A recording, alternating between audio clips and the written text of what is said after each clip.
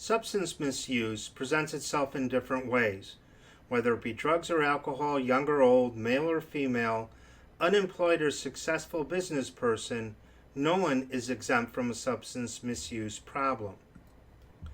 There's not one single factor that has been found to cause addiction. Genetics, environment, individual personalities, and family influences all play a role.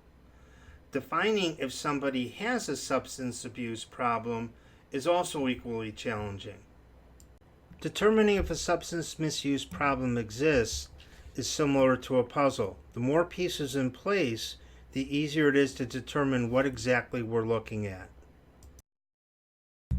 Another way we can approach it is by looking at thought experiments. Thought experiments are puzzles that challenge our problem-solving abilities and ethical approaches to life. It is a hypothesis, theory, or principle for the purpose of thinking through situations we are presented with. Let me ask you this. If a tree falls in a forest and no one is around to hear it, does it make a sound? Some would argue that if we are not around to hear it, a sound is not made. The opposing view is noise creates a sound wave, and the absence of someone to hear that noise does not prevent a sound from being made. This puzzle leads to an interesting debate. The same challenge presents itself with substance use. When and how do we know it's a problem? If someone's snorting cocaine 4 to 5 times a week, is that a problem? It may not seem like that for a person who can afford it and has a group of peers who share his or her interests. Suddenly, it can become a problem if he or she is arrested, employment finds out they're using and fires them, or they meet someone and get into a relationship and that person objects to their use. Overnight, it becomes a problem, or we hear that tree falling. To further complicate matters, the person using substances may hear the tree falling and choose to ignore it.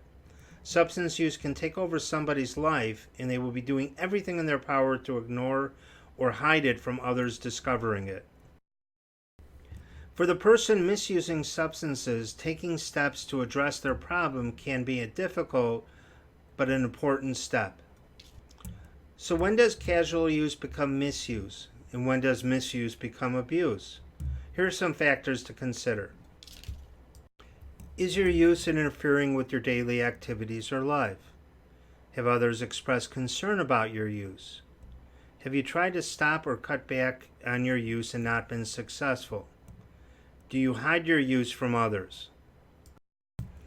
Although the line between use, misuse, abuse may be blurry to some, you don't have to wait for all the pieces of a puzzle to be complete, or determine if a falling tree that you cannot see is making a sound.